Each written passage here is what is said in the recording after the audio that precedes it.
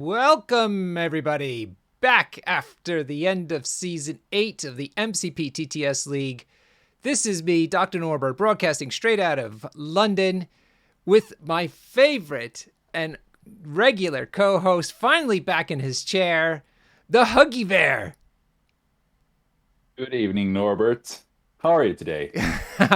I am happy to be here because I've had 2 stressful days at work and they were successfully vanquished. And now getting ready for season 9 of the TTS MCP League, and I haven't been playing in a little while, so I am really, really looking forward to starting this up again and getting the Twitch streams to happen and have our lovely community back together again. Awesome. I'm really psyched for a cozy night of some roster talk. Yes, exactly. So tonight, everybody, we're getting ready for season 9, both Hoogie and I, and we want to start by including you in our process. So this week, we'll be going through how we're developing our rosters, and then next week, probably on Wednesday, we will play those rosters against one another, see how we do, and get a little bit, maybe some tweaks in if we need to, and if you haven't heard, the league will start on the 17th of October. That's Monday, but you need to register before that. You probably need to register by the weekend, so the 15th or the 16th of October. And what's the best place for people to get that information about how to join, Huggy? I assume Discord of some sort. Correct. You need to sign up to the Marvel Crisis Protocol for TTS Discord server. Let me see if I can get a link together for this thing. Where is it? Because that's where all the information flows through. That's where you'll be able to sign up for it. You need to register on Challenge, which is the software for pairings and stuff, whatnot. And it's also where you're going to get the rules pack. I'll get the rules pack too as well. So let me get these channels here. Let's see. Invite people. Boom. Yeah. Let's invite somebody. Let's see if this works. I hope this works. And paste. There we go. Hey, Darren. Nice. Hey, Marcus. Hello. There's the Discord invite server, so you can get onto the Discord. And let me get you now the rules pack. Woo, the rules pack link. Copy link. Boom. Here. We might add here, Norbert, that we've been discussing over the previous few days that we wanted to do this stream a bit beginner friendly as well, taking the listeners through our reasonings behind rosters and stress testing each other with some curveball questions in order to sort of illustrate the thought process of how we design rosters. And I'm sure that there will be differences between the two of us as well. So hopefully it will be fun and educational for everyone. Yeah, exactly right. Okay, cool. So let me go ahead and take off the Hulkbuster. That's enough of him. Boop. And that Is he making your roster? well, this is where we can start actually. So let me get myself situated onto this screen. And everyone in the chat is welcome to participate. In fact, we encourage it because we want to help people understand what we're doing and also to get an idea from you guys about what's best. Right. So, okay. Okay. So you're seeing the screen okay, right? Oh, yes. Okay. So here's the situation. I feel like there's going to be 2 major things happen. There's like 3 major things now going to be happening in the coming season. Okay. I think it's going to be Malekith. Malekith's still quite powerful. Nothing's really happened to him. A minor downgrade to his dice fixing ability, but really not that big a deal. Yeah. And the other is, I think, Sam Wilson, the Avengers leader, I think will continue to be powerful. The Sam List 1 season 8 just passed, and just having if you think about it, his affiliation ability basically gives you an extra action, which is massive. Indeed, You a know, reactive one on top of that. And just by chance, it happens that those two affiliations you mentioned are actually the ones that were in the finals of season 8.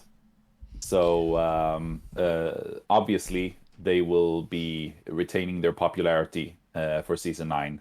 I think we can all expect that. But I hope we'll be seeing some new threats as well. yes, I don't know if Hydra will be fully available. it will. Hydra will be, Yep, and Sentinels will be. Whoop, whoop, whoop. excellent. And I think Hydra looks incredibly strong. I also think that Web Warriors are still contenders for the top 5 list of affiliations, especially in the hands of a skilled player. Mhm. And I mean, there are just so many affiliations that all have so many good characters and tactics cards that can, in the hands of the right player, basically anyone, any affiliation can win games. Even though there are, of course, always some outliers. Some will always be above the curve, and some will be below the curve. But Mhm. um, I usually tell newer players, at least, that sure you can optimize a roster and perhaps gain 10 to 15, maybe 20% extra power level, but that's basically it. I Mhm. mean, the way dice works in this game and uh, the way there are still different options, even though some are not considered to be the strongest, you can still win games with them and you can still make good plans. Just it just comes down to when dice let you down, um, and you still want to have good options even in that situation, then some affiliations obviously outshine others. But that's just the way it is, and which affiliations that is are gonna vary over time.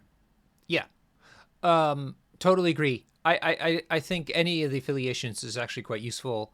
And furthermore, even if you play one of the boogeymen in the meta, the way MCP, the complexity of MCP in terms of its depth, is such that you can't just pick up a meta list and do well with it. It just won't work.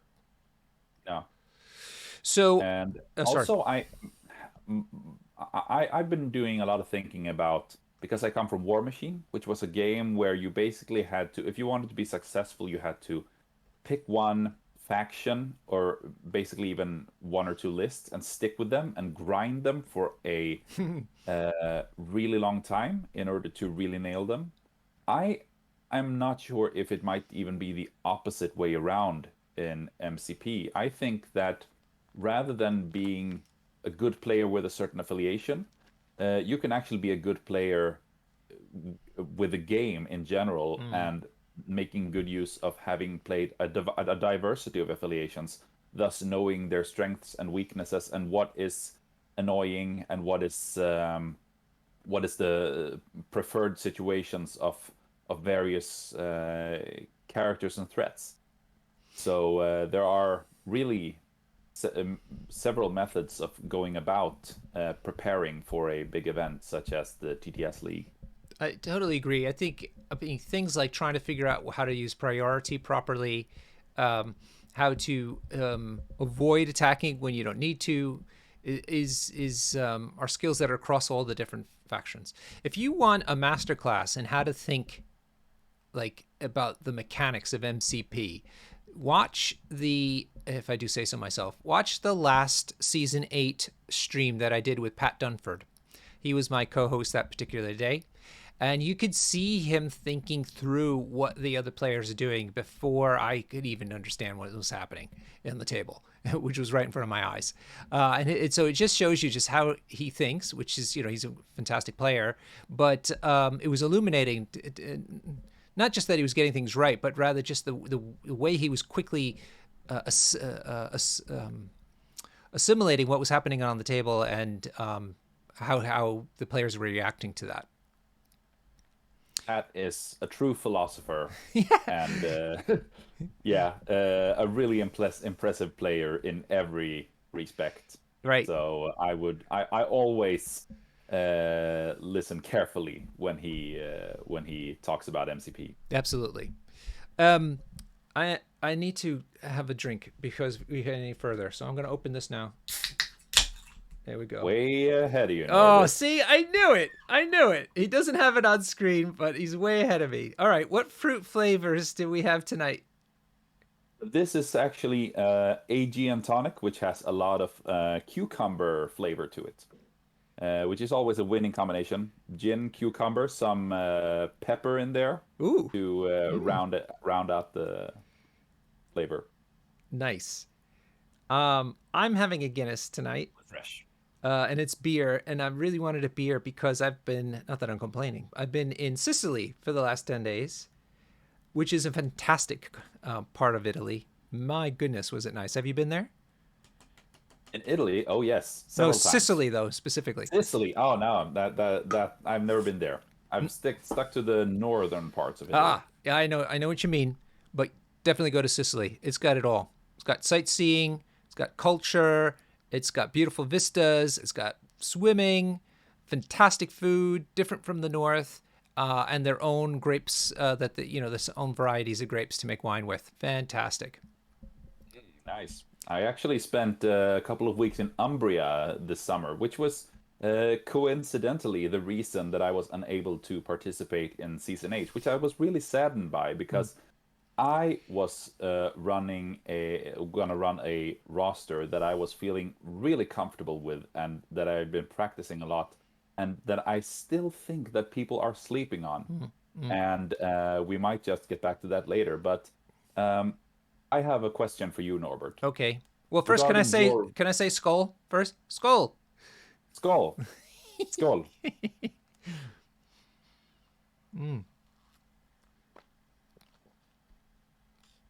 Skull is basically the word for bowl in Swedish. Is that what? Yeah. Is that what? So is it just you lifting your bowl like your old fashioned? Yeah. Lifting your bowl and having a sip. Okay. Well, a bowl to everybody out there who's watching. Yeah. Um, but I have a question for you. Um, with your roster that you were going to develop here now, Yeah. do you want to go for the follow the rule of cool and put in some of your favorite Marvel characters, or do you want to gear it more towards optimized choices and competitiveness? Yeah. So I'm there's another podcaster or streamer called the Honest Wargamer who I was watching quite a bit when I was still playing some Age of Sigmar for a little while, and he has a really great take on the rule of cool, which I totally agree with. It was nice to have somebody kind of enunciate it for me, which is I do like having fun stuff to do, but I don't think it's cool if you just get demolished all the time. So I feel like you rule of cool is fun, but you need to also kind of have some anticipate what's happening so that you just don't get stomped. And it isn't for me a matter of winning or losing because I lose plenty. It's just I want to have a game, you know. Yeah. And and if you Yeah, just the cool thing is that you actually can in MCP, I think, even by like following your heart and bringing in a couple of characters that you pick not from a rules perspective, but from an aesthetics or lore perspective. yeah. Um, what I when I get asked by beginners of the game, on how do you make a roster and how do you pick from all these awesome heroes, I usually recommend them to like pick 4 or 5 heroes just by what you like. What do you think is cool? Mm. And then then we'll help you use the remaining 5 or 6 slots to round that out into a roster, Yes. because that's highly likely to be possible no matter what combination of characters they've chosen. There is gonna be a way to make at least a decent roster out of that, most likely. Okay, so we can get into it now. Enough preamble because I'm gonna use the rule cool because basically what it came down for me was let's see here. was I wanted to play with some models that I painted up that looked really good, and I thought would be fun too. Like, uh, and so and then so what I do is I tend to like play a roster for a while, like a season, let's say, or a tournament, and then I'll switch to it in a different affiliation, just to swap things around a little bit. And so the one I haven't played very much of, but I think I want to keep doing is Midnight Suns. All right. Okay, and I was trying to see, and I'll put it out right away, if because there's some for meta reasons, and also because it's a fantastic model, I wanted to play Hulkbuster. So that's how I started. Basically, All I right. hadn't played Midnight Suns. I felt that they are my play style. Like, I don't think I can play Web Warriors because I don't understand how to move people around and whatnot, and anticipate that sort of like also like having Ghost Spider in the right spot to in advance so that she can then save people. So but I do like more of an attrition style. I don't want to play I don't want to play Black Order because I'm not terribly good at tall lists either. Um, if anything, I like spam lists better, just because I feel like there's more chances for me having to recover something. Whereas tall lists, you have to be super efficient with everything that you do. So I didn't want to play that. And I played Asgard before this, and they don't have any dice fixing. I mean, I know there's Heimdall now, but he never seems to have enough power in Asgard affiliation. So he wasn't helping my dice fixing out at all. And then it was just so random that it was really driving me up the wall. So I couldn't deal with that. So, so I wanted to get something that's more aggressive, a bit wider, but also more focused on attrition, but have some sort of movement shenanigans. And so I thought Midnight Suns might be good for that. What do you think? I think that sounds great, and I think that Midnight Suns, even though they do have some small hurdles to get across, mainly being getting good use out of Blade, and not having him controlled out of the game, basically, is key. So enabling him and knowing what to use him for is going to be key, I think. But I think that you can build teams in a variety of ways. I think you can go wide. I think you can go tall. But and I also think you could even play a control style Midnight Suns roster, where Blade just runs around and tries to kill the squishy characters, the 2 costs, the 3 costs, as soon as possible, in order to hand priority over to your opponent, which is always an advantage when you're trying to play control. And then your characters are, like Blade is rather tanky as long as there aren't too many energy attacks around. So you can basically, he's quite good at handling not having prio, and surviving and then retaliating, as long as we said, the amount of energy attacks is manageable. Yeah. Well, the problem with that though, Huggy, is Malekith is a thing, and he relies. Well, he's got a mystic attack, which I found out the other day, which is a beam, for Christ's sake. Yeah. And then But his builder is energy. That's yes, true. So yeah. that's gonna be a problem to solve for So sure. I went through all the characters because I like using the cards and looking through all the cards to find all the characters that had high energy defense. There's not many that have four dice energy. I think you can get along pretty well with 3, Yeah. um, especially if it's a character with some other type of defensive tech. Like, I mean, a Luke Cage, for instance, with the invulnerability, or a Lizard, or an Iron Man, perfectly good options when it comes to that. I could also see a bodyguard like Okoye, helping Blade to stay out of stay away from those key strikes, Yep. or at least spreading the damage around, so it becomes more of a where you're forcing the opponent to basically have good dice, in order to one round him, or just feed him power so he can retaliate. Yeah. Okay. So my idea was, okay, I'm going to start with Midnight Suns. I mean, this is how I generally approach these kind of things. I want Midnight Suns. I want a moderate to wide list, probably moderate, and it'll be more attrition focused. Okay, and so okay, so that's so then what I do is I go to, oh, I should let me call this up.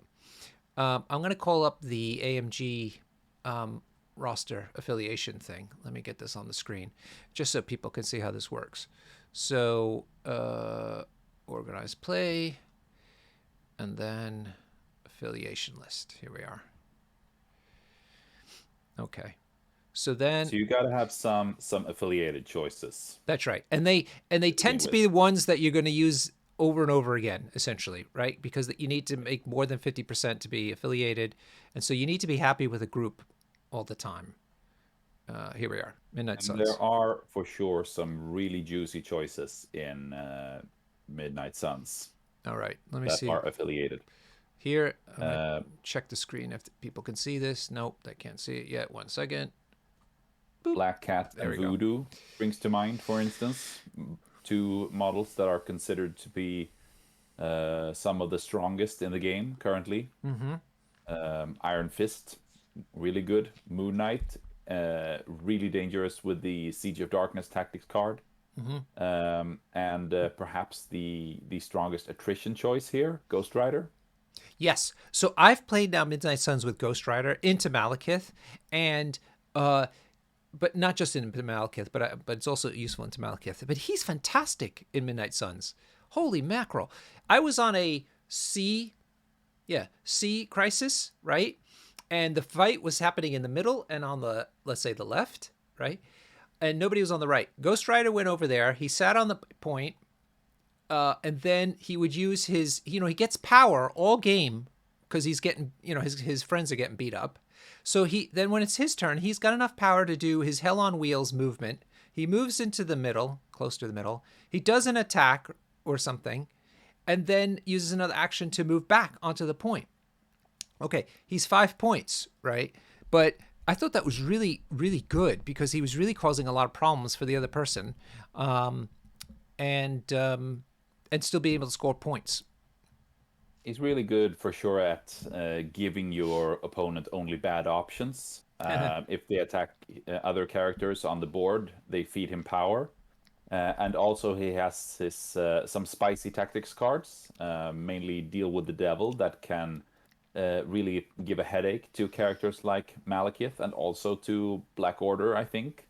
Him coming back without an activated token if he's KO'd feels like it could throw a spanner in the works of really dedicated attrition teams across the board. Yeah. So, but from the sound of it, it sounds like you're adding Ghost Rider here.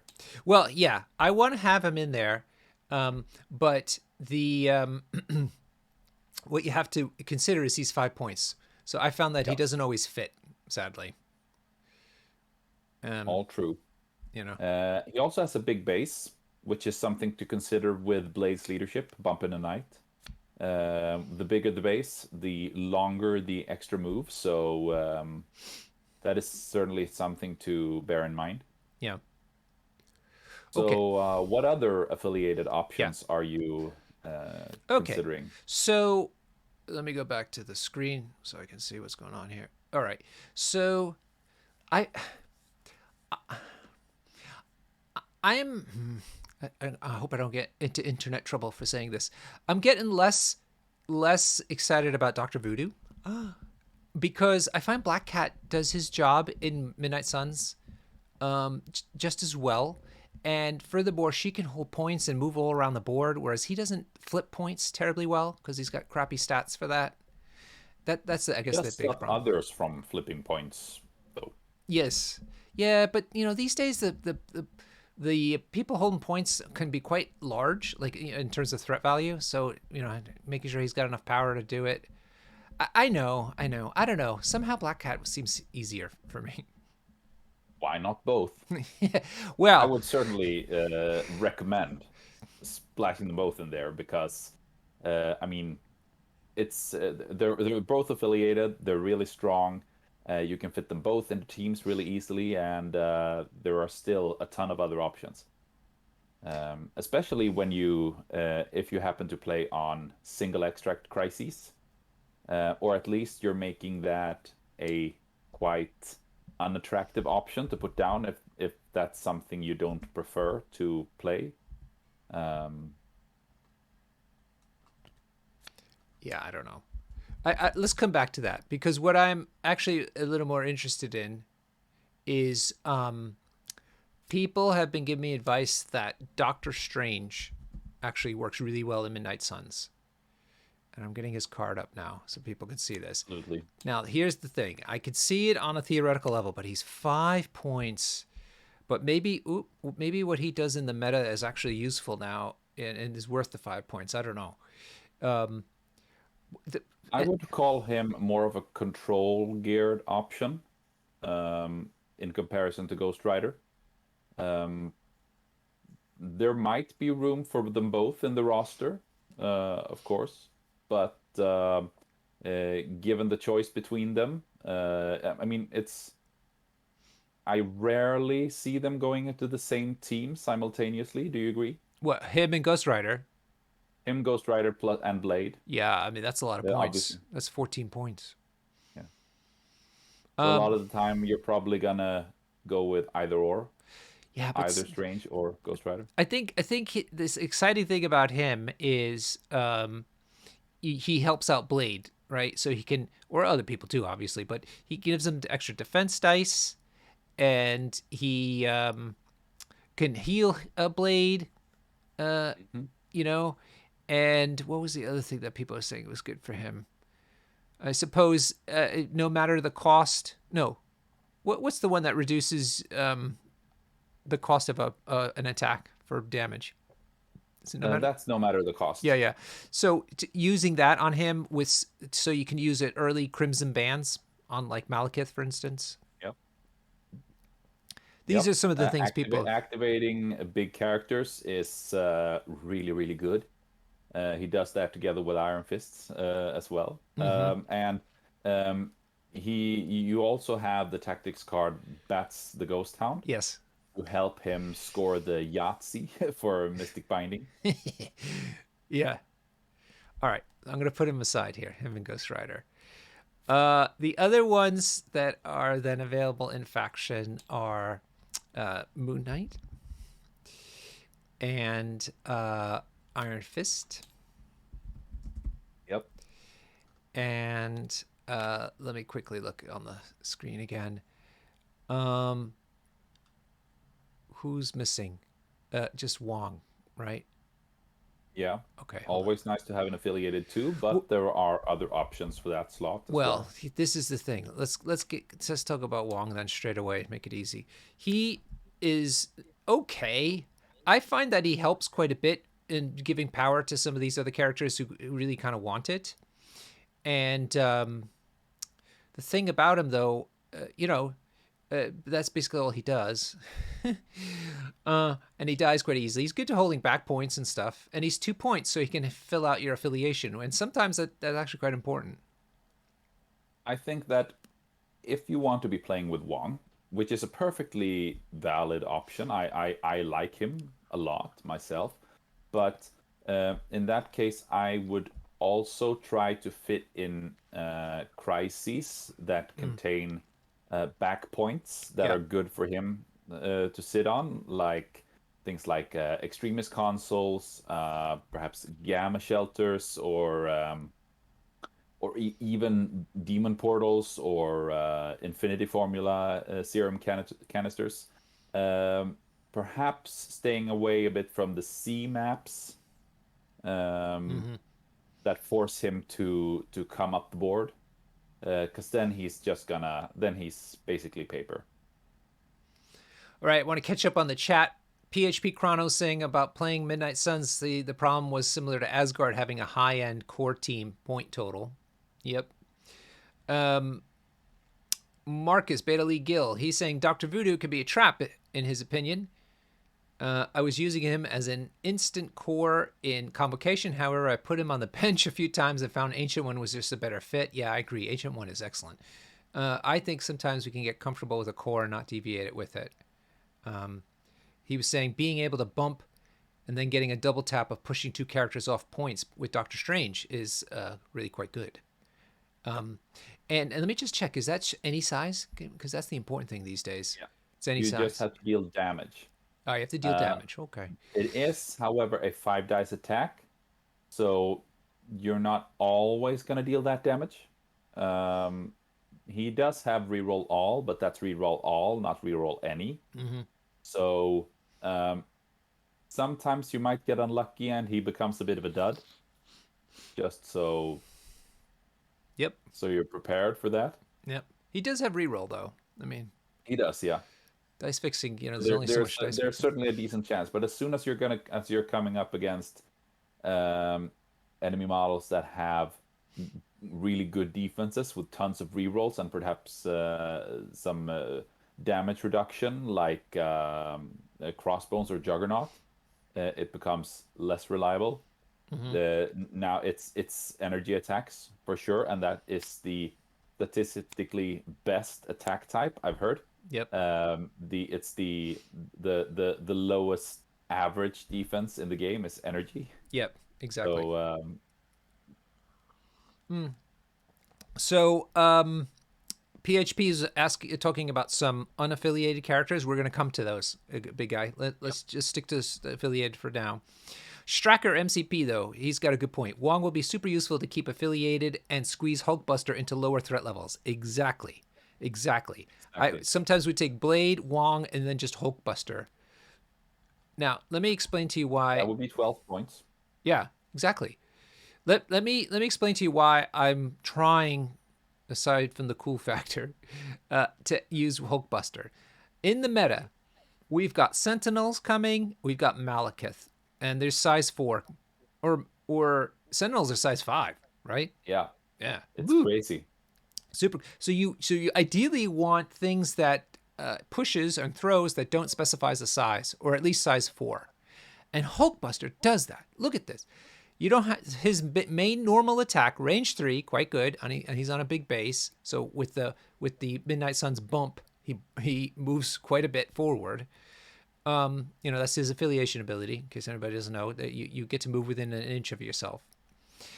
And the attack doesn't have to do any damage, but it'll push the target character away short. No size specifications.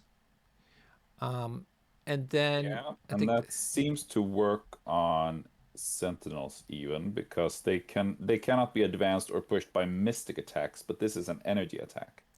okay, good. Thank you. Yep. And so consequently, it also pushes Malekith away. So I was thinking like he could maybe do hit and run, hit Malekith once with the repulsive blast, hit and run forward to follow him, basically, and then hit him a second time.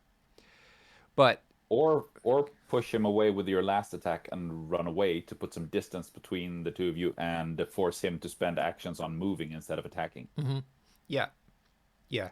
I sometimes want to do the follow up and hit him again though because he tends to be too close to other stuff because he can still charge, which is the annoying part.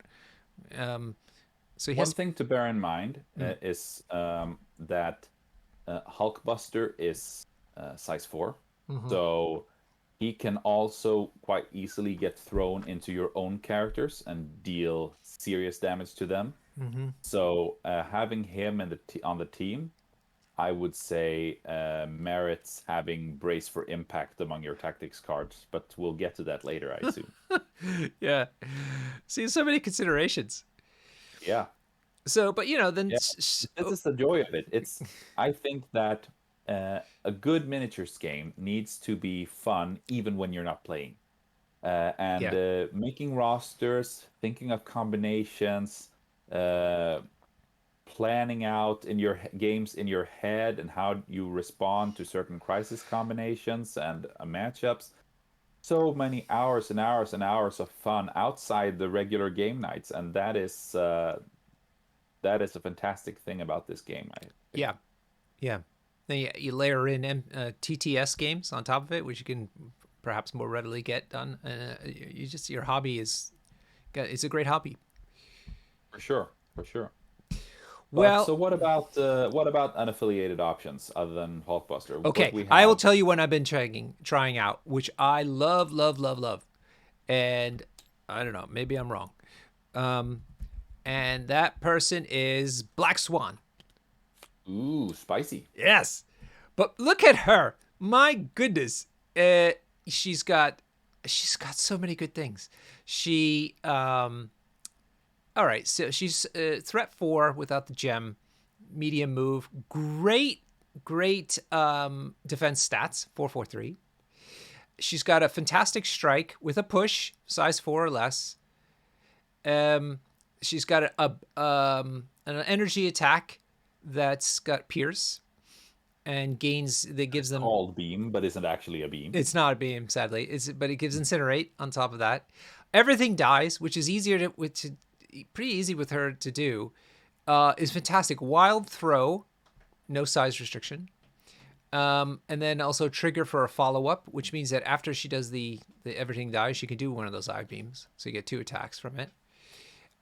She's got charge, which is fantastic. She's got this crazy midnight field where she can change other people's dice, particularly wilds, kind of like MODOK. And lastly, she can modify your opponent's dice when they're attacking you. You basically make them re-roll it. And she's got flight. For in Midnight Suns, where I'm looking to be fighty, but also be able to maneuver around a bit, she just seems to be working for me. And the only thing I miss is that if she doesn't get near characters, she desperately wants power. And if she can't get near them, she can't do all the fun stuff like charging in particular. So I either need to have like advanced R&D to give her that charge right away, or I have to think about putting the gem on her, the power gem, which I'm really loath to do because that's another 5-point character, not 5-threat character. Or you just put Wong in the team Yeah. But then and okay. give her that power for the turn 1 charge, Yeah. round 1 charge. Yeah. But what do you think? I think she fits, but I don't know. Maybe I think she fits. She certainly fits into your attrition bias, so to speak.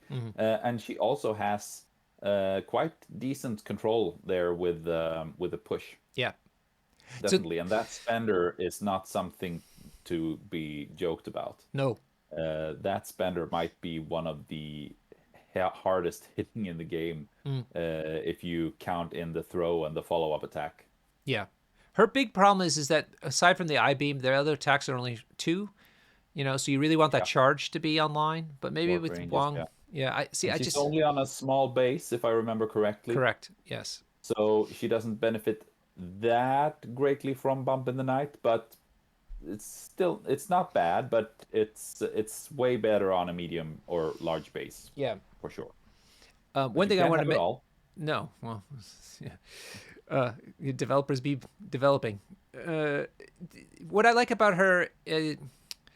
Oh gosh, where was I going with this? I don't think it's worth putting the gem on her. I guess is where I'm going. No, because that would just add another 5 cost character, and you already have 2 of those lined up for possible inclusion. So I think I'm with you on that decision. But it's certainly if you're gonna add her, I would certainly take a hard look at Wong Right.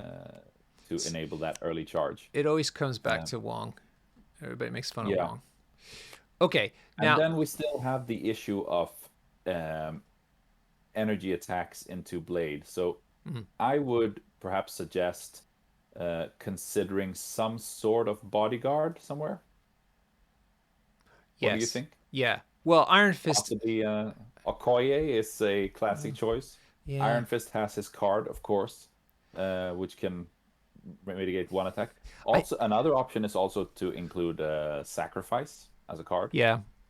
Which is an awesome card. I feel like cards are better for me because I've been finding it really hard to squeeze characters into my rosters. When I'm building a team, they're kind of not as spendy as some affiliations, but still there's a couple fives running around here.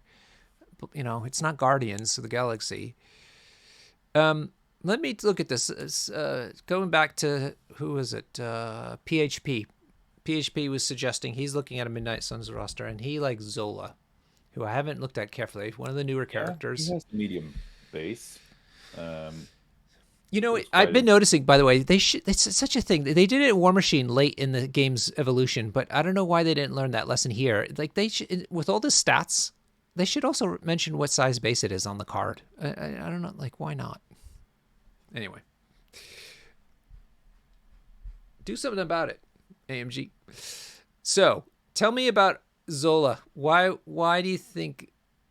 And if you're still watching PHP, you can chat maybe a bit about why you like this in Midnight Suns particularly. medium base for starters is a compelling thing. He's sort of a slightly fightier Shuri, I guess. I don't. He has a tactics card. I don't know if that's Hydra affiliated. The scientific method. I think that's probably Hydra affiliated. I can look. Let me get up the MCP DB. Yeah. MCP DB, fantastic resource. Thank you to all the people who maintain it. What would we do without it?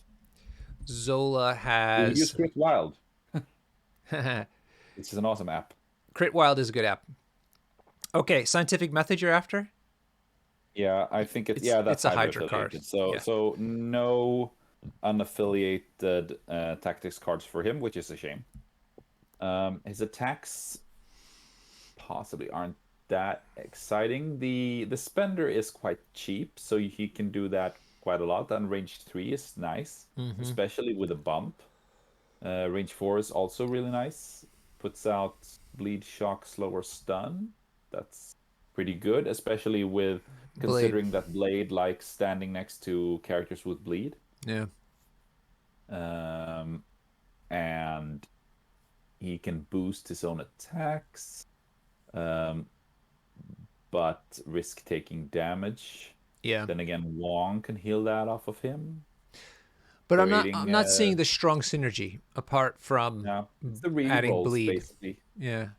He has the Shuri, the same reroll rule as Shuri, but he gets bleed if they roll skull, so there's a slight downside to that.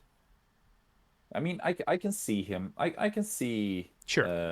him being an option if that's something you if it's something you like, but it's I would consider more of a flavor choice. Yeah. I will tell you, I agree. I will tell you, I'm going to get my notes here. I see what else that I picked that was flavor. Where I think that the 10 characters you have here already looks like a really strong team. So we're at a point here where if someone is to be added, someone needs to go. Let's see here. 1, 2, 3, 4, 5, 6, 7, 8, 9, 10. Yeah, that's 10 exactly. Yeah. You don't think. Okay, so I definitely like, Blade, Wong, Iron Fist, and Moon Knight. These have all kind of staple characters for me. They all do work. And Cheapest ones, easiest to make teams around. Yeah. Yeah. Would you consider Black Cat in that category as well? Well, this is it. She's only 3. Voodoo's 4. She's better at pay to flips. He's terrible at him. I just like her better. I would call him fantastic at Meteor as a sword. Because what I like to do with him is activate him just before, if you have priority, you can activate him last just before your opponent activates his last character, possess that character, and stop him from interacting with basically robbing him of the advantage of going last, Right. control wise. Right. Yeah, it's a different way of looking at it. You're right. But well, I was gonna say single. You basically you mitigate the control disadvantage of not having the last activation. Hey, fun fact: Black Cat's Master Cat Burglar is not restricted to once per turn. That is true. It never seems to Just happen because I asked Pat about it because she doesn't tend to have that much power. But I was playing no. against a Black Order guy and I was losing bad, and she had gotten dazed, and I ended up then waking up, and all his people around me because they were trying to kill her, and I woke up and she stole one cube, and then she hit the guy twice, I think, or something like that, Yeah. and got got enough power to steal a second one off them.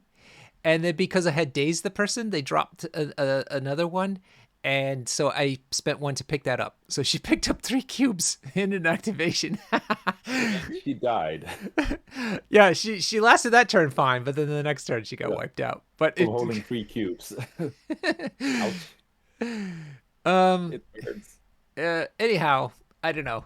I feel I obviously Voodoo's good, but if I had to choose between them, I would take Black Cat. All right, so maybe he sticks. I like Ghost Rider for sure.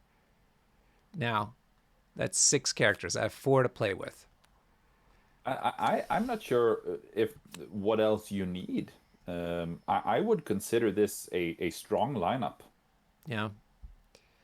especially given I mean, you have Black Swan in there, which is an attrition choice. You have Ghost Rider, which is an affiliated attrition choice. You can have Moon Knight if you want to go the damage route, Mm-hmm. which is gonna go. That's 16 points right there. At another 3, and you got 19, which is a number that is It's common. uh, on several secures. So 17 is obviously still the most common points level. So it's always great to have a good 17 point team, and you have a plethora of options for that here. I would say you could do something along the lines of Blade, Black Swan, and then 3 of the 3s, all the 3 of the 3s. Um, have you given any thought to? I mean, given that you say you like to play attrition, Mm-hmm. uh, perhaps you want to look at some crisis with slow scoring velocity. Yes. So let's get on to it. I tend to start with secures. Yep. You do too? Yeah, I think they're easier to understand and build around. I'd say it depends. If I'm building a roster that is geared towards exploiting the extract game, Mm, I might start looking sure. at extracts or but yeah, secures is certainly a good place to start looking Okay. when and these are, I mean, the crisis picks are some of the most impactful choices. Yep. It's on several levels even more important Yep. than picking the right characters, and most of all, it's about picking the right crises for your play style and your characters. And in order to do that, there's no way getting around having a plan and giving some thought to how do you see yourself winning games. Exactly. Um, And yeah, you could play the same roster. Well, you'd have to play the same roster differently if you had different sets of crisis cards. yeah, and we've already established that you like to win games by smashing face and scoring out once a lot of the enemy characters are gone. Yeah, and what I've learned though is you need pushes and throws on top of just beating people up. That in this game, at least now, anyway. So that's why a lot of these characters have throws and stuff in them or pushes. I think that's really important these days. So Even Moon Knight has a yeah, push, which yeah, is easy to he's get. he's he's so good. He's He's really spender good. and he generates a ton of power, so he actually gets to do it more often than you think. Mm-hmm. Yep. Okay, so here's what I've been playing with. using the same logic that you just said, what I has been using is intrusions. So this is a C map, and this is the one where you can portal from one to the other, basically. Indeed. And this is because I don't have a lot of movement shenanigans to get me to different places. So I thought this might be a good mitigation. Then classic demons, where it's going to be in the middle. And some people, like Ghost Rider, is even immune to incinerate. I don't think anybody else is. Oh, Dr. Voodoo. Yep. So that's some great synergy there. And not to forget that Blade has a superpower that lets him immediately make a shake action, right? Yes. Yes, so he can shake incinerate for 1 power without spending an action, which is really good. Yep.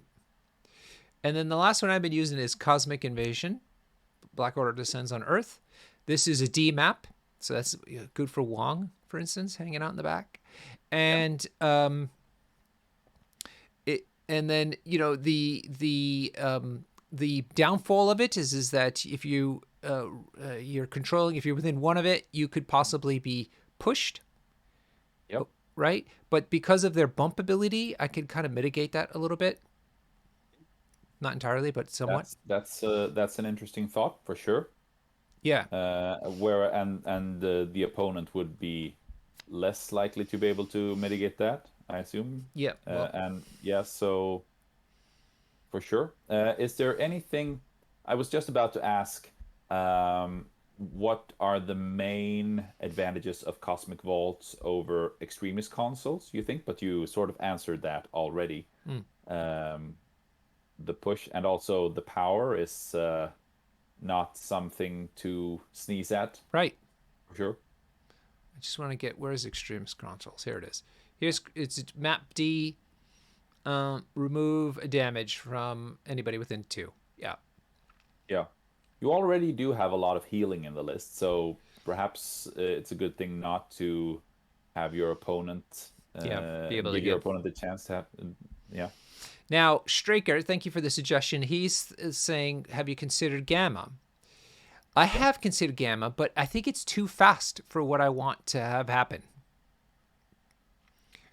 Yeah, I could see you bring Gamma, but I also think you have a valid point of not having your mistakes. If you make mistakes, they might cost you dearly on Gamma.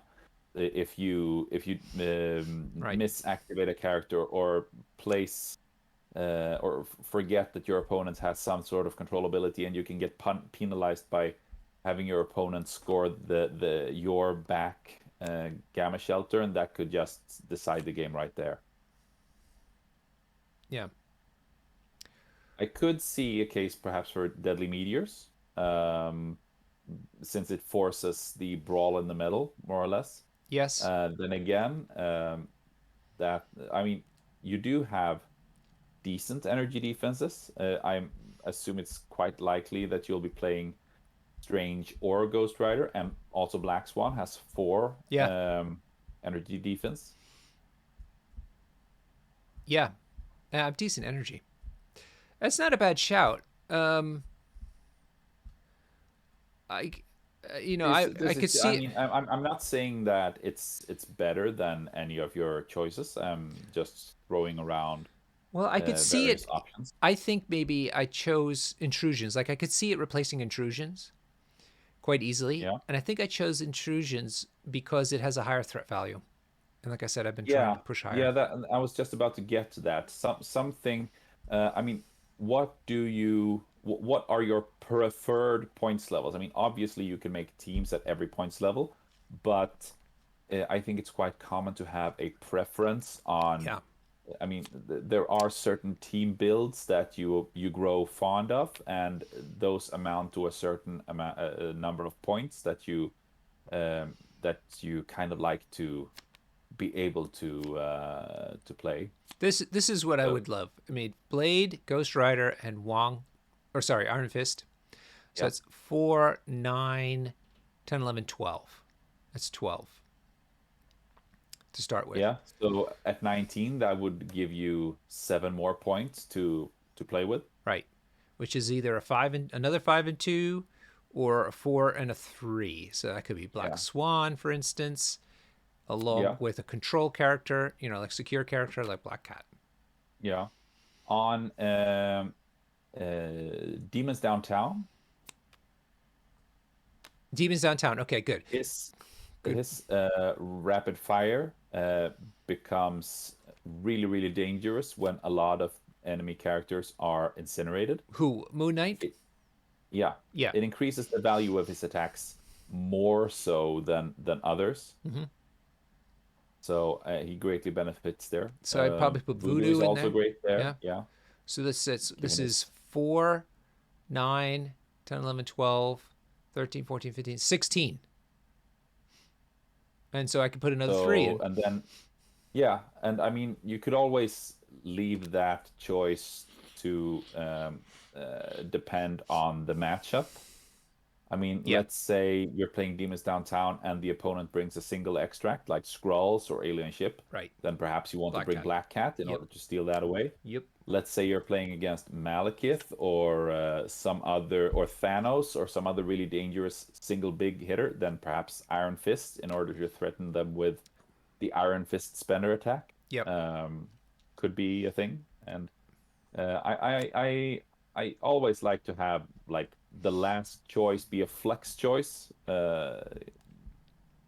depending on the opposition and the preferred play style of the opponent Yeah. to the extent that you know beforehand. So I threw out Sword. I think it's crazy playing on that. Super Power Yeah, Scoundrels I threw out because I think other factions do it better. I don't have that many characters. yeah, and you've already decided to go with the attrition route, so that I think that kind of disqualifies it. I also think that kind of disqualifies the two um, uh, side C maps, the Mayor Yep. Fisk and Terrigen, because Yep. they're also really fast scoring. Yep. Where is the other one? There. Plus, there are other control teams I agree. that do them better. I don't. Infinity Formula is certainly viable, I think. It's fine, but I don't think it does anything particularly for me. Compared You to. have pretty good power generation anyway. I would possibly, I mean, what it does is that it makes it rather easy to play draw. I mean, to draw points on secures, to have a 2-2 situation, and then you can run Black Cat and Voodoo together in order to get an advantage on the extract. So you can play sort of defensively and at a key point steal one extract away and pull ahead. So that's a possible tactics for Yeah. Infinity Formula with Midnight Suns. I think it's good. I just don't think I'm not as excited about it. And if it's not a clear advantage, I'm just going to put it to the side. Mutant Madmen, you know, One thing to consider with pay to flips, I think, is that if you want to play attrition, then you don't want to end up in a situation where you're chasing your opponent's characters, because that means that you're wasting actions on moving rather than attacking. And pay to flips allows for an opponent that is Yeah. disadvantaged on attrition to play the avoidance game. yeah, Run to an objective, flip it, and then run away and Yeah. hide. So I don't think you want to give them that option if you can avoid it. that's absolutely right. So pay to flip goes away. That's this one here, Mutant Madmen, and this one here, Portals. That's the energy flip. So that leaves Deadly Meteors. Which is also a pay to flip, Yeah. Okay. So that's out. although a bit tighter. But I can really see some good reasons for going with the three extra secures that you've chosen there. Nice. That's good. Okay. Then just get all these extracts out. One more. Okay, so let me put these secures on the side. Oop. Oh, that's nice. Okay, so here I got my notes. I picked Fear Grips. Uh, Always a very popular extract. yeah, but I feel like I can actually use it as opposed to it being like a default choice, because I have these like lower threat characters that carrying a hammer suddenly become problematic for people. Moon Knight, for sure. He makes really good use of it with rapid fire. Doctor Strange is loves holding a hammer. Oh, that's a good point. Yeah. And then I just went the easy route, with extracts. They're not very exciting. I just went with the two single extracts, uh, Yep, because they play into the attrition game, and I yep, have Black Cat and Doctor Voodoo, so I can yep. get them to drop, and they're relatively high points. One's 20, that's just great. 17 is not bad. The other one's 18.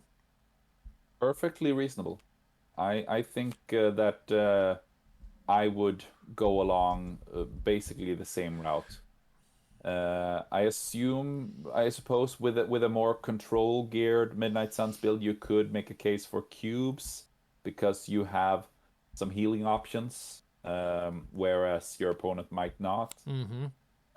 But otherwise, I think that those choices are perfectly valid. Yeah, I'm just looking.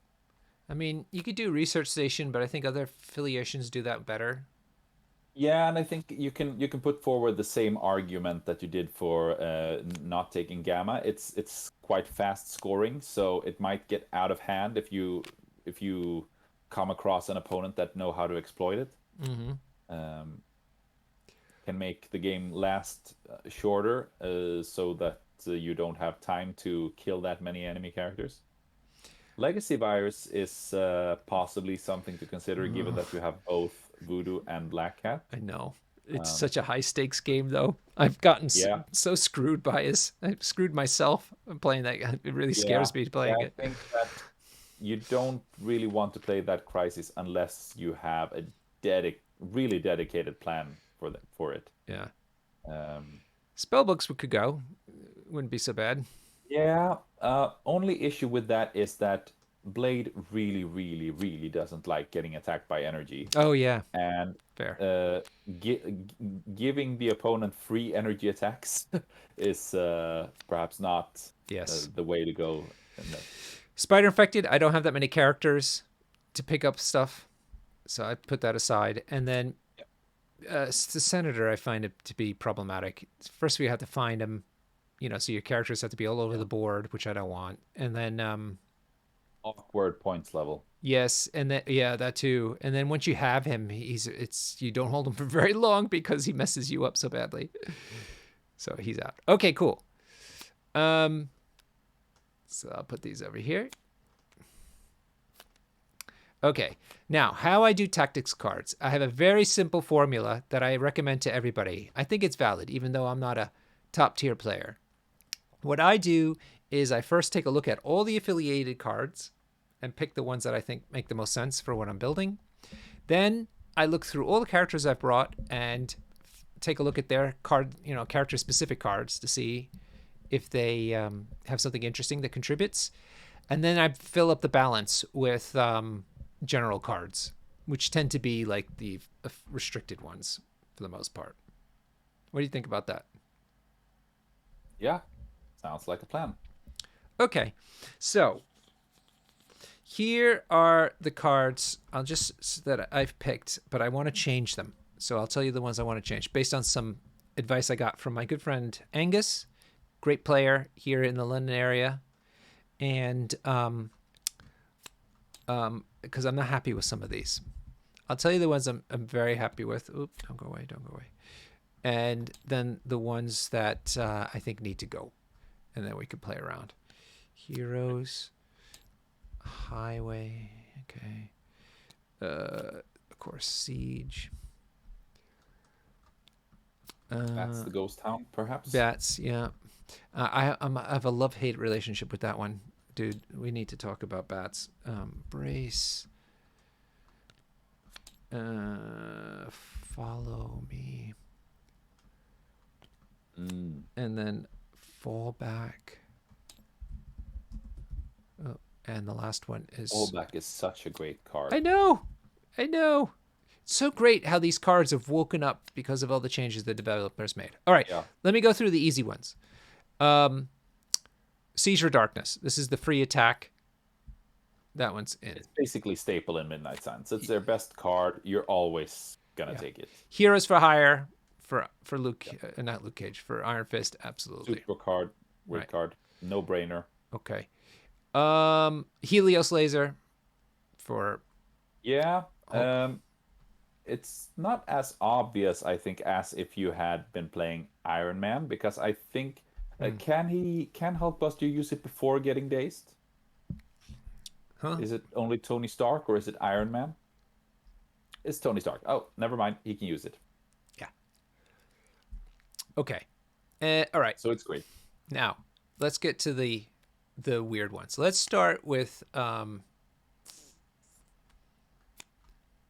Let's start with the Ghost Rider cards. Okay. Yep. One is he can begin when he's within one of an enemy character. He can spend 3, and then when he finishes moving, you can place the enemy character within one of him. So you basically drag an enemy character somewhere with Ghost Rider. Yep. Ooh, You somebody can use it mentioned. in various ways, pseudo control or pulling a character in order to do more damage to him. I never But seemed. I must say that my money is with Deal with the Devil Mhm. out of those two cards.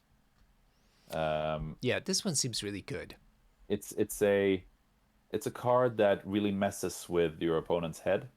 He has to be much more careful who he dazes and who he KOs. Um, and as soon as Ghost Rider has flipped to his injured side, it becomes problematic for your opponent to attack him first because Yeah, he's going to come back. yeah. So do you think it's legit though? I mean, it sounds like legit, but I find that people I don't think it's attack legit. Ghost Rider. I think it's legit, but it's not going to be. I mean, I would take it as long as you're playing a team that has probably Wong, but at least a couple of 3 threats in it because you need character. You want characters to replace when Ghost Rider dies. Yeah, Um, so you want some cheap characters to go with it to get the most value out of it. yeah, I think at least. yeah. Certainly Wong. Everybody looks at Wong. Yeah. All right, bats. Um, The problem with yeah. bats for me is you basically could change one die. Now you could change it to whatever you want, which is Yep. great. If they have a trigger, you could try to undo the trigger essentially. Um, But you don't change the oh, not the opponent's. opponent. You change your own. Yeah, yeah, yeah. So it's to I mean, help. Yeah. consider I quite like this card because consider I like it mostly on Blade or Doctor Strange. Uh, on Doctor Strange, I like it because it can help him get Mystic Binding off with Crimson Bands of Sidrak. And with Blade, who has Pierce on his builder attack, it basically becomes pay 2 power to do 2 more damage to the opponent because you're going to change one dice to a wild to trigger the Pierce, which is uh, gonna make for 2 more damage. I think that's pretty good, Mm-hmm. and it can also be used defensively for that key moment when the opponent exactly dazes you, and you can change one die to a block and survive. Mm-hmm. So it's a utility card. Uh, I'm not saying that you're going to be taking it every game, but it's certainly handy, Okay, I'll put it here for now. especially since you have so many affiliated characters in the roster. Yeah, that's fair. Now, the advice I got to make some switches was um, no matter the cost and advanced R&D. Yep. I would also actually like to make a case for Sacrifice, Yeah, you which did is say also that. a restricted card. Yep, you did say that. That is a card that simply wins games. It's basically bodyguard, right? Yeah, it is bodyguard. But uh, with a slight downside that you can't modify or add dice to the defense roll. However, that can also work to your advantage. If you use it on an unactivated character, you can steal priority by letting your opponent daze a weaker character, for instance. If Wong plays it and gets dazed, you might get priority from it, for instance. Yeah. It's restricted now? Yes. Okay. Okay. So I'll put it here in the So maybe yeah, pile. I agree. Maybe pile. Okay. you did you decide to take brace? I think I need to. I hadn't said that yet because we were doing other Yeah. cards, but I'm just gonna pop it Yeah, there. with Hulkbuster in the team, it might he might become a liability um, if the opponent is able to throw him easily. Yep. Exactly. That is mitigated, bro. Follow Me is probably quite good with the Midnight Suns. I Yeah. mean, you can get some ridiculous turns with first playing Siege of Darkness and then Follow Me on top of that. Yep. Yep. I like it too for those reasons. Now, Uh, I took Recalculation Matrix because I heard this is like the one thing you could do to try to slow down Malekith. What do you think? Have um, you found that to be useful? I've not played that card to a great amount, but I mean, it's one of those um, unaffiliated cards that are just good, and I can see the case for it in Midnight Suns because something that you don't have a ton of is dice mitigation. Yeah. So having that on a card is not bad for sure. I mean, sure you have Bats the Ghost Town, so um, do you see a a game where you take both recalibrations and Bats the Ghost Hound among your 5 cards? Yeah, that's the problem. It starts getting too much, and I tend not to use them. Yeah. I mean, let's face it. I don't know. I think it's a flavor pick between Recal and Bats. Hmm. I think I might say that I'm more geared towards Bats because the effect on that one is guaranteed, whereas on Hmm. Recalibration Hmm. Matrix you might just roll the same result or worse anyway. So you might end up getting nothing out of it. Yep. Then again, if you use it, and if you want to use it, I think it's better used defensively for when your opponent spikes into one of your characters. You can just say, re-roll that spike. Yes, that's what it comes down to, and that Yeah. always feels really scrumptious Yeah. when you could do that. So I don't know. It's so hard, these two. Yeah. What do you think about? But it's a matter of flavor, I think. What do you think about Doctor Strange's cards? The Seven Sons Oh, of Cinnamon Bun and uh, one pretty fun outlier in Midnight Science, I think, is actually Vapors of Valtor. okay. Let me come back to that because I forgot that I had added a new character, so we had to look at his cards. Um, Marcus is suggesting Indomitable over Brace. Sure. Um, it costs more power and does a similar thing. Mm-hmm. Um, it can conserve points as well as stamina, health points. So there's that. I mean, sure, But I could see it. why It's do we want to brace in the first place? Like, you know, obviously it's to stop the thing, but what is it that's going on in the game that you want that in the meta these days? um, well, brace is always good to have, but in mainly to stop Hulkbuster from getting thrown into your own characters. Mm, that's not a bad shout. All right. Indomitable does that too, but for one more power.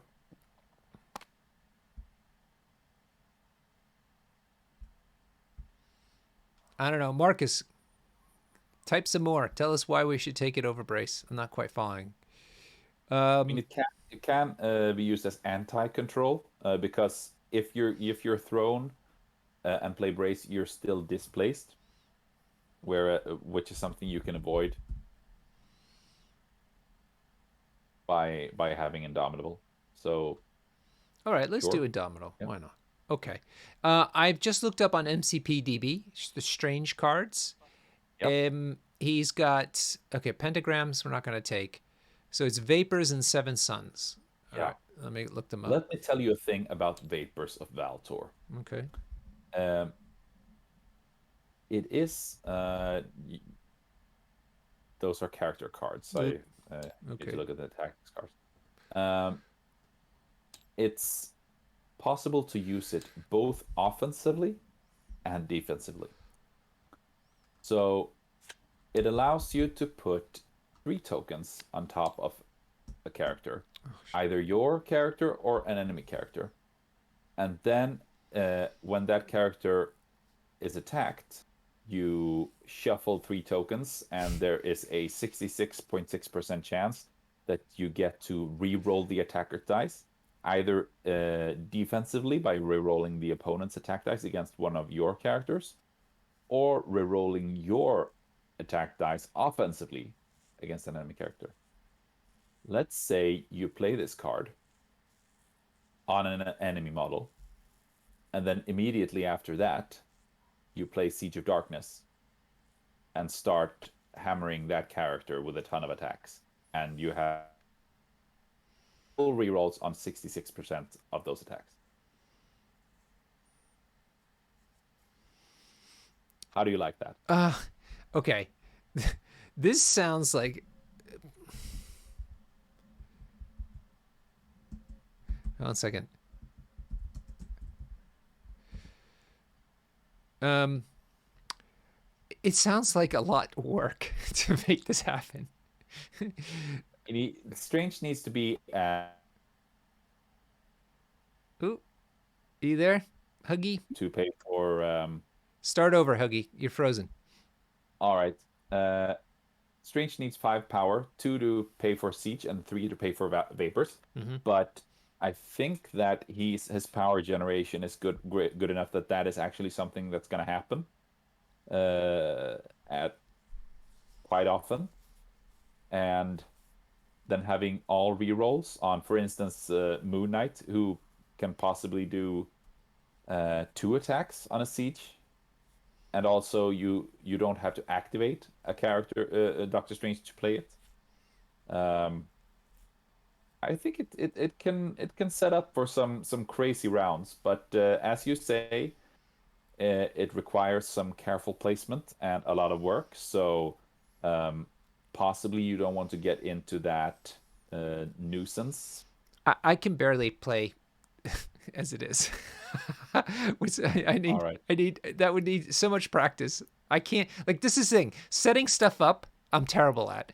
So All right. getting two Let's characters. let's All right, let's go to Seven let's Suns. disregard that one then. Sorry. Seven Suns also requires some setting up, but it's pretty good. You have both intrusions and demons, where it's nice. Then again, it puts out incinerate, which you already kind of get on demons. So, Mm. but a beam 5, 8 dice attack is Energy always too. decent. Yeah. Hmm. No matter the cost, perhaps outweighs it. I mean, what are we up to? 8 cards now? We have 1, 2, 3, 4, 7? 5, 6, 7. 7. Yeah. All right, let's I go back. really like no matter the cost Yeah, me too. I think it's easy. See, this with is one I can understand and I can heal people. yeah. And Blade gets to move when he does his Night of the Damp here. Yes. And that can be key. I think he needs to start getting off spenders as soon as possible in order for you to get the most out of him. That's a great point. I love that. Okay, let's go back And to he the. can also heal by standing next to bleeding characters, so he can heal the damage back. Yeah. Let's go back to there's been chat about from Sam and Marcus about the Indom versus Brace choice. Yep. Marcus is saying, I think just because you're trying to stop a single character being thrown into somebody else rather than trying to protect multiple threats from collision is why he likes Indom. Yep. It Indom also opens up more options when Hulkbuster isn't included. Plus, Hulkbuster has decent power generation, so he can be open for Indom when you need it and you want to stop him being thrown. Um, Sam is saying, though, Brace and Indom both stop auto damage from throws. Indom keeps you on a point, preventing the throw from happening. Brace stops throw damage. Indom does not. It only prevents the movement.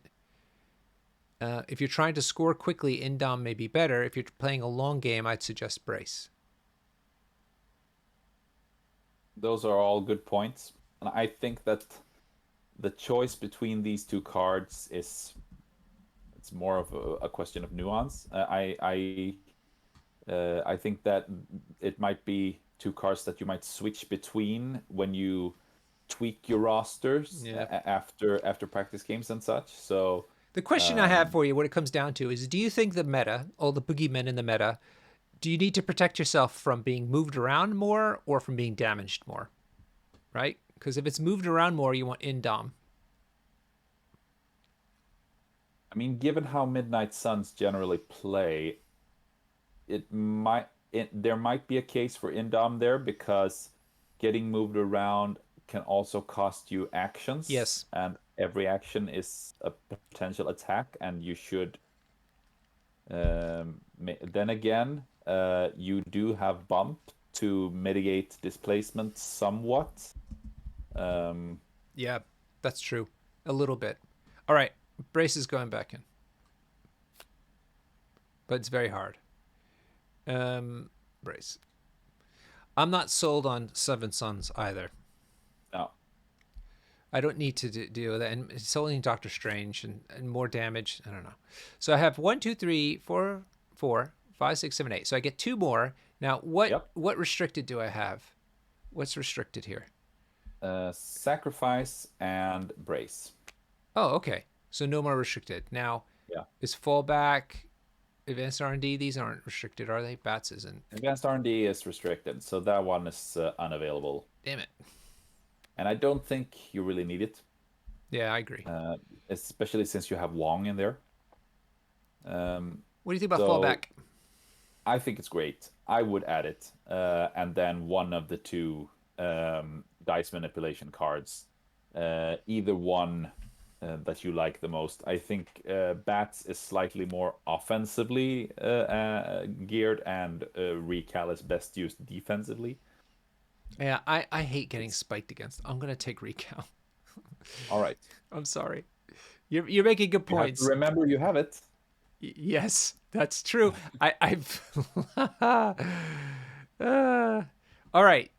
1, 2, 3, 4. Recal's not restricted, is it? No. 1, 2, 3, 4, 5, 6, 7, 8, 9, 10. I'm wondering about advanced R&D. People are saying I can use it for first turn bumps.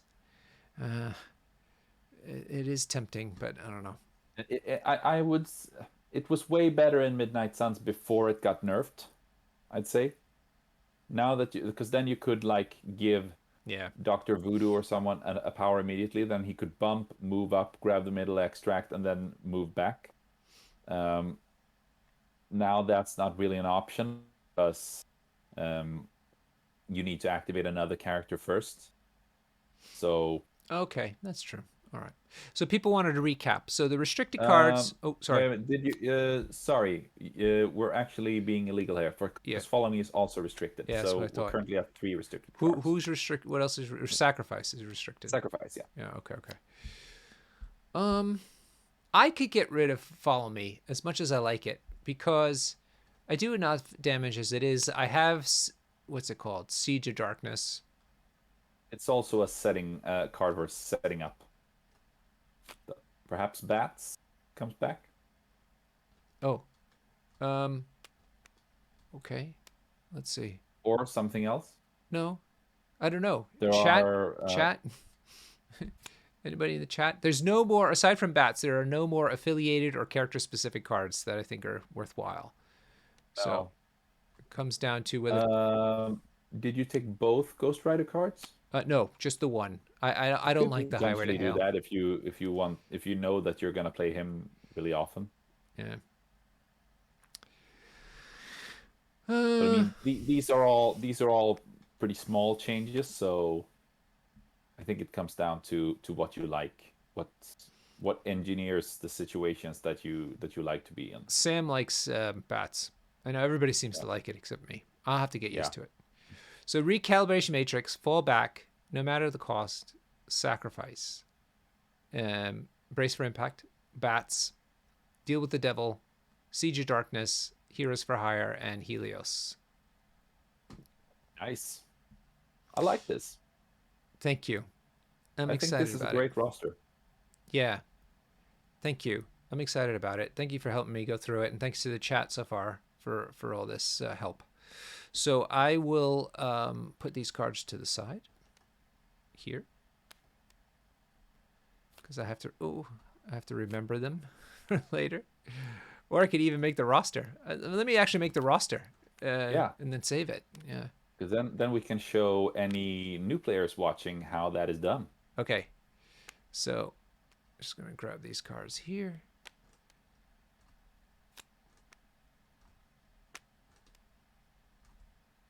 So these are all the character cards. Then you have to drop them into this little, where is it here? It's in the, yeah, no, it's in here on the right, all the way on the left rather, paste roster here. Or drop cards. So you pick these cards up, put them in here.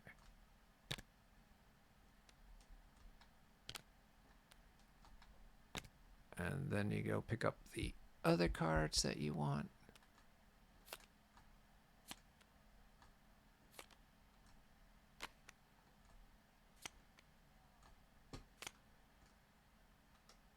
See if this works. Oh, sweet. Oop. Pretty great.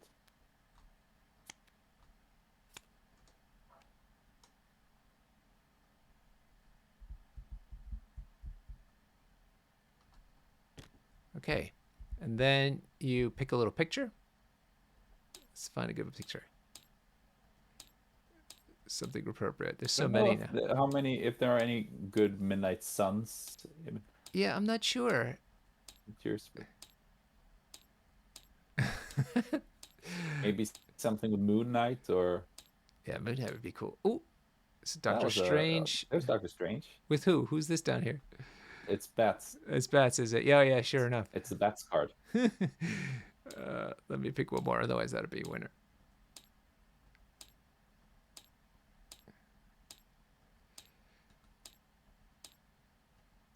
These are some great pictures that the guys have chosen to put in the mod. I love this.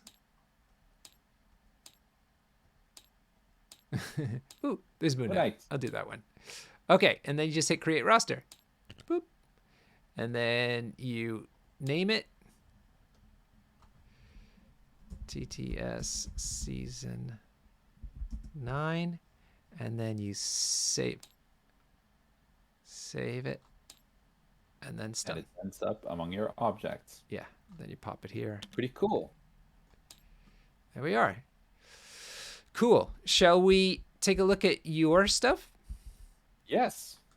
Fantastic. I was actually a bit surprised by last season of the TTS League and the fact that I think that a ton of people were sleeping on Shield. Aha. I was wondering I- if you were going to pick this back up again. Amazing. Because I know you were hyped on them last season, but do you think the meta has changed at all to make and that? I was really I think the meta has changed somewhat because when I looked at them and practiced them the most, the boogeyman of the meta was the really, really tall Brotherhood lists with Thanos in them, teleporting in Magneto real early with Juggernaut and doing a ton of damage to stuff. Uh, I think that Shield are actually really, really good at playing into tall, really tall attrition teams. And I think I'm not sure because of they have a ton of great defensive tech with Eye in the Sky being the main one. That's what I heard. Uh, I heard yeah, and the the fact taco that you guys. get that card returned every round allows for you to really spoil a ton of the opponent's attack actions over the course of the game. And if they're playing a really tall roster, then they need to make every single action count because they're playing with so few models. And Eye in the Sky can really uh, make that hard on them. So Sam is also saying he's playing Shield now, and he's like, I want to play something else, but it's actually been so exciting, I can't stop playing Shield. Yeah, yeah, and there are so many ways to play them as well. Yeah, but I mean, if we start by looking at characters, Nick Fury is obviously the leader. Okay, 1 second. Do you have a few that you want to put out at the same time so I can do it all at once? Nick, Yeah, Nick Fury, the uh, and junior. yeah, Okay, and then we have Iron Man okay, yeah. and Black Widow. Are these all affiliated? Actually, both versions of Black Widow. Are these all affiliated so far? Yep. Okay. I'll give you my affiliated choices first, and then we'll move on to the others. And then She-Hulk. Uh-huh. Bizarrely affiliated with Shield. Yeah. So these are my affiliated options, and I find it's somewhat awkward to have both Black Widows in there for sure, but um, having an affiliated two is always Yeah. worth a ton, and she also enables a couple of my favorite teams, which I will get back to. And Black Widow Agent of Shield, I just love Interrogate so much because it allows for you to play really different. Given the crisis combination, you can make, as long as you pull one interrogate off over the course of the entire game, you can basically play draw on the points. And that can really create for situations where I can overload one flank without being penalized for it. Plus the fact that the shield leadership, as long as you are down on VPs, you get one free VP the first time one of your characters are dazed or KO'd each round, and that includes Nick Fury's grunts. Mm-hmm. Oh. So Oh. yeah, so you can actually play 1 point down uh, consciously and ignore one side of the table and basically ask your opponent, either you don't daze any of my characters or you're gonna forfeit the advantage of holding one more extract or secure than me. Mm-hmm. And then at a key moment, you can interrogate and swing the game back in your favor. Do you find So you can get that interrogate off though? It's got a lot of conditions to it. Let me pull it up. sure, but I have tried. I have tried taking her out of my roster because she's somewhat unintuitive, and it's also quite awkward to not be able to play her simultaneously with Widow One, as I like to call her, Mm-hmm. regular Black Widow, core Mm-hmm. Black Widow, or Mm-hmm. whatever you prefer. But Interrogate has just single-handedly won me so many games that I'm a junkie.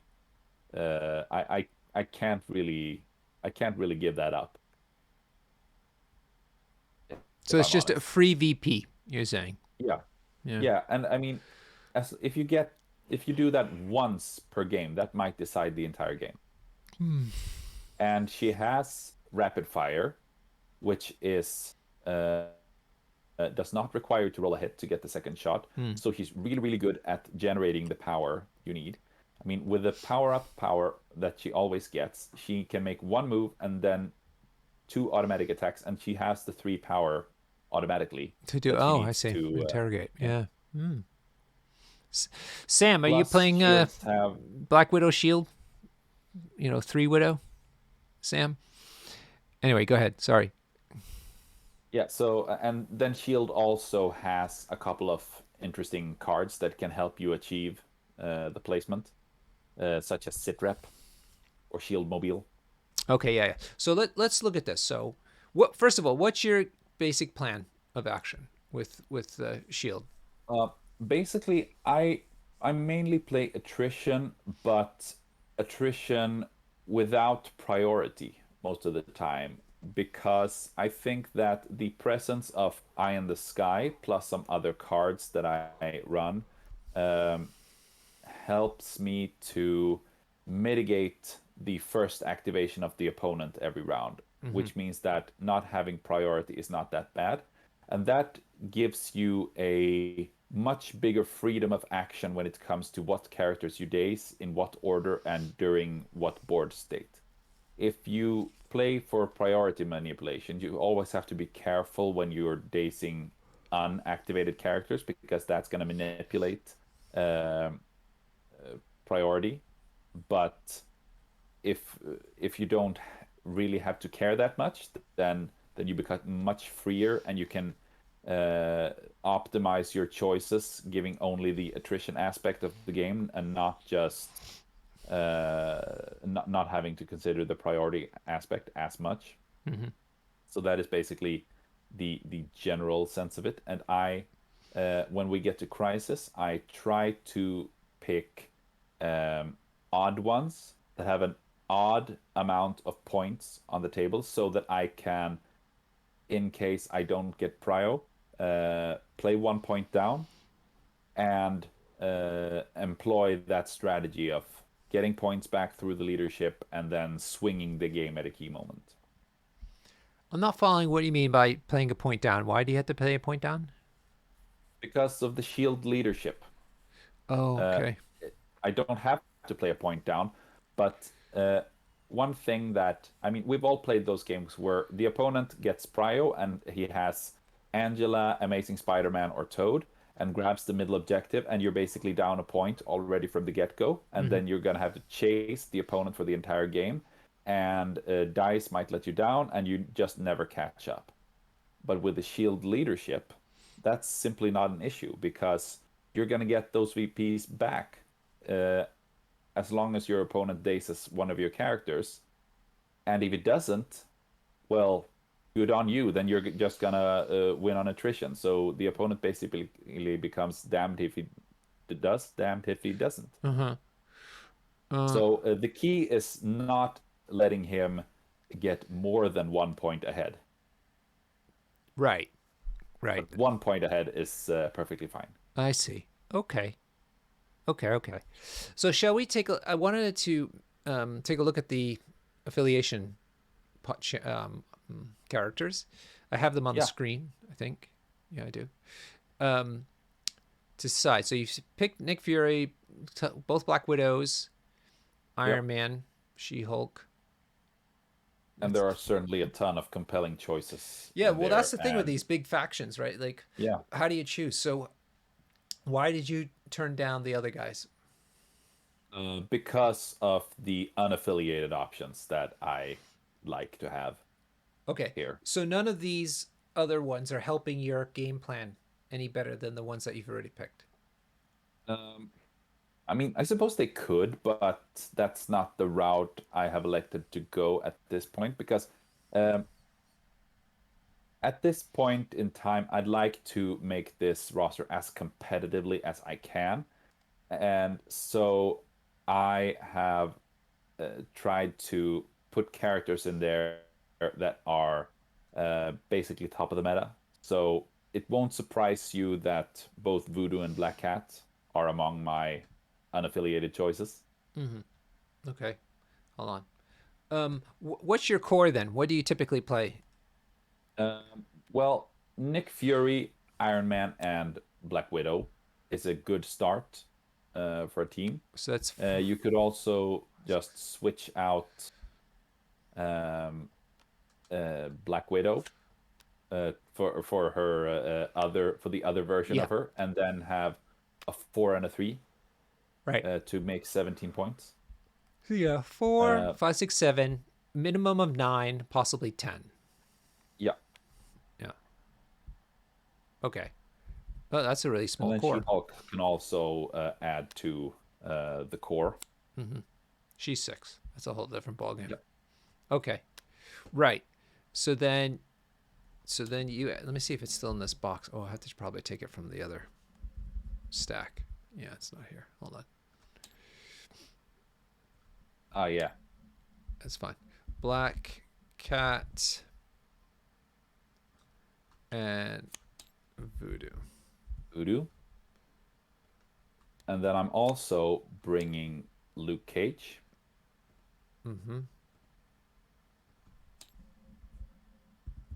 Luke. To have that really durable character that also happens to have a bodyguard and a throw, which is very useful. Yep.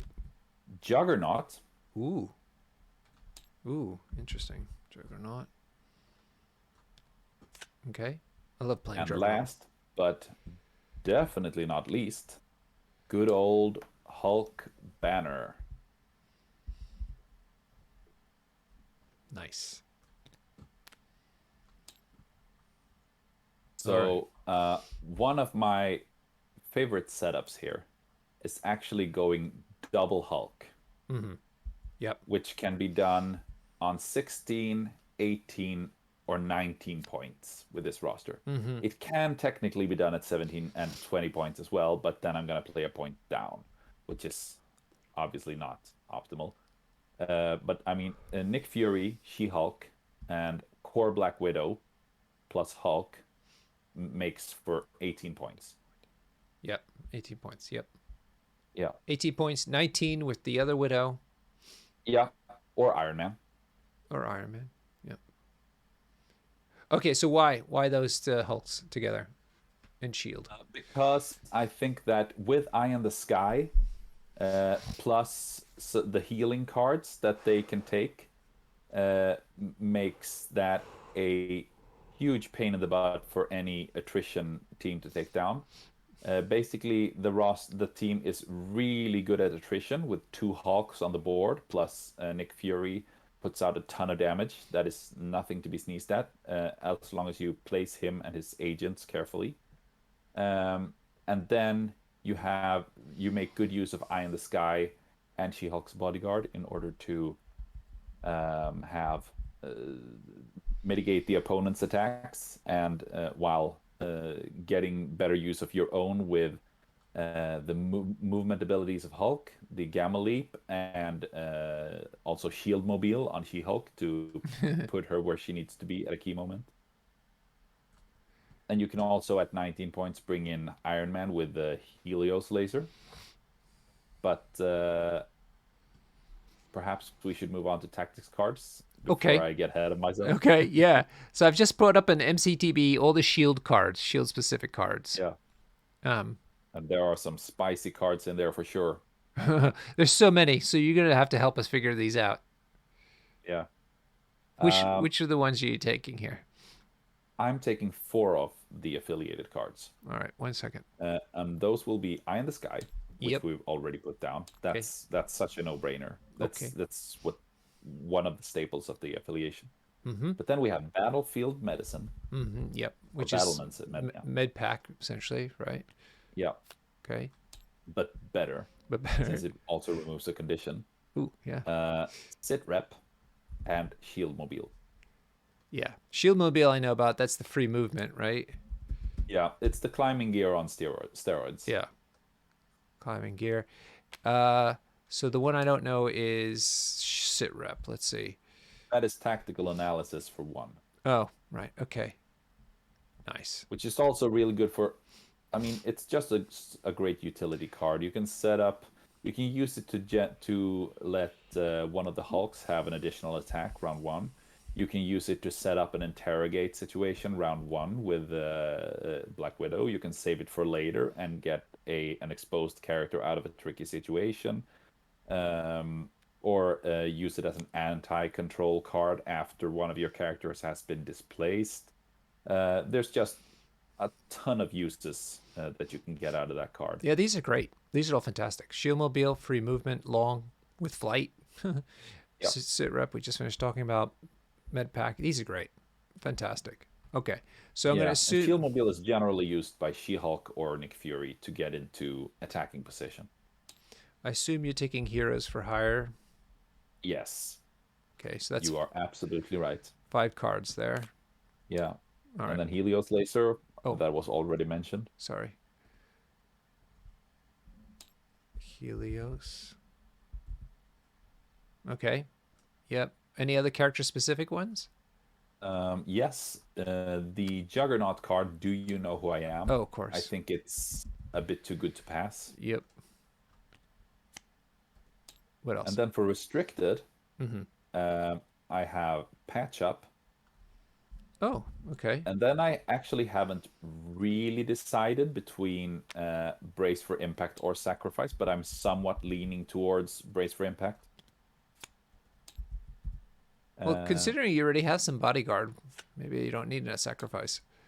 yeah, yeah, precisely. I used to play a lot of Venom, Mm. and I really liked that he could do two bodyguards the same turn with first lethal protector and then and then follow up with the sacrifice. Mm. But since Luke Cage has a built-in taunt ability that basically makes up for the lack of sacrifice in a lot of cases. Yeah. So, which is why I'm currently leaning towards Yeah. sacrifice. Brace, you mean? Brace. Sorry. Yeah. And then last but not least, mission objective. Okay, because you're not. But you have Black Cat and Doctor Voodoo. Why do you need mission objective? Because I have legacy virus in there. Ah, okay, sure. So you've got a plan. What's it called? Mission. Well, at least perhaps the plan is not to exploit that crisis as much as making it really unattractive for the opponent to let me pick extracts so that I get to pick secures a lot. All right. Cool. So we have brace. Okay, we got the 4 Hydra shield cards: Shield Mobile, Sit Rep, Battlefield Medicine, Eye in the Sky, Brace. Then you have Mission Objective, Patch Up, Do You Know Who I Am, Heroes for Hire, and Helios Laser Bombardment. Just checking over your characters, but I don't think there's any other character specific cards that I would really care. I guess Gamma Launch, but I guess you have enough movement that you don't care about Gamma Launch. Yeah, Gamma Launch could be, but I think it since Hulk can't move himself with it, I think that Shield Mobile Yep. does this more or less the same thing, and Hulk doesn't need to activate in order for it to go off. Just checking to see if She-Hulk had any cool cards. I don't think she does. At least it's there. She No. does have the special delivery, but that one's A Force affiliated. Yep. No good. And Agents of Smash, that one was actually in there before I decided to put Mission Objective in there. And Mm-hmm. I'm a bit sad because it's such a cool card. I might bring it back sometime, but Agents of Smash, while actually running the two Hulks, ah, an out of activation 5 size throw that Yeah. potentially devastating, and above all, an insanely cinematic Yeah. moment It's fantastic. I just realized it's during a also game. a long throw, no less. Jesus. Yeah, Wow. yeah, and you can pick either character who does it. Yeah, So yeah, I yeah. mean, most buildings in this game are actually quite big, so they can be quite far apart and cover a lot of ground with those long range templates. That's yeah, it's fun. Cool. All Might come right. back, All right. All but right. it's the 11th card, so to speak. What tell us your crises then. Yes. So for secures, Yep. I have quite a similar setup to you actually. Oh, okay. Demons Downtown and Intrusions. Okay, hold on. I need to get those out. Secures. Search. Demons and intrusions. Yeah. Ooh. Okay. And then Infinity Formula. And what I like about Infinity Formula is that it has a very clear tendency to divide the board into two separate flanks. Yes. And given the aspect that I mentioned earlier, with the shield leadership uh, getting me, allowing me to get um, victory points back from being down, plus the interrogate aspect with Black Widow Agent of Shield, Hmm. it allows me to overload one flank and then play minimalistically on the other flank, basically more or less ignoring it, and without suffering the ramifications of falling behind on victory points, because I can make that up uh, by having characters days normally over the course of a game, or pulling interrogates off. So I think that one allows me to engineer an advantage when it comes to overloading a flank. Okay. Um, So it's not so this, much the crisis as it is the B shape that's interesting to you. yeah, yeah, you could say that. But if it would have been a mutant madman, then the opponent could just flip the objectives on one side and then move all of his characters to the side that I've overloaded. Right. Here, they have to keep characters over there in order to Right. keep scoring the points that are available to them, so to speak, and Well, then allows me to be still be advantaged on the other flank. nice. Similar things could be achieved at Cosmic Vaults or Extremis, but Infinity Formula is slightly heavier in its gearing, flank gearing. And also, I really love Black Cat on Infinity Formula because the extra power allows her to do so Mm, many mm, obnoxious stuff. right. So you juice her up early, basically. Yeah. Yeah. Okay. And then the intrusions and the demons downtown are just basic attrition scenarios. And 19 points is a great number for me because it allows a ton of builds with Nick Fury and various characters. I really like to play tanky teams with like Juggernaut, Iron Man, Luke Cage. And then how many points is that? That's 15. And then, for instance, Black Widow, Agent of Shield, to round it out at 19. Because I think I really like tanky characters in Shield that are hard to one shot because Eye in the Sky can make it so that I basically only have to survive one attack from the opponent. So I usually let them have the first attack, and then when they try to do the second attack into the same character, I just Eye in the Sky away, and then they usually don't have. Then they've already spent one action, so don't always have the possibility to follow up. Yeah. And having invulnerability on both Luke Cage and Iron Man, and sort of on Juggernaut, makes it really, really, really hard to one-shot those characters. So they become increasingly durable with Eye in the Sky. How And do then, of course, there's also the Double Hulk version at 19 with either Widow 2 or Iron Oh yeah. Man that I really like. Yeah. How do you feel then? Same thing about gamma wave. Yeah, gamma wave. Yeah, I could play Gamma Wave, but it's 15 points is kind of awkward. Mm, I don't really like it. I mean, I suppose you could try and play Yuri, She-Hulk, Juggernaut at 15, and that would be pretty annoying for a lot of opponents, given that you have big characters that are not easily displaced. But I do think I prefer higher points level. Plus, the fact that there are so many points on the board with Gamma Wave makes it harder to game it with the shield leadership. Um, there are many more situations where the opponent can pull ahead with more than one VP if you're unlucky, and then it's harder to claw back by force of the leadership. So, um, like I said, I like a odd numbered scoring crises. okay. So, uh, extracts. You mentioned legacy virus. Let's go ahead Yep. and pick that one. There we are. And what is it about this in particular? I mean, do you just like playing it, or is there something about Shield that makes it easier to play? I think I like the fact that it's 19 points. I Mm-hmm. like the fact that it's odd numbered. Um, and I also do have both Voodoo and Black Cat and Mission Objective in my roster.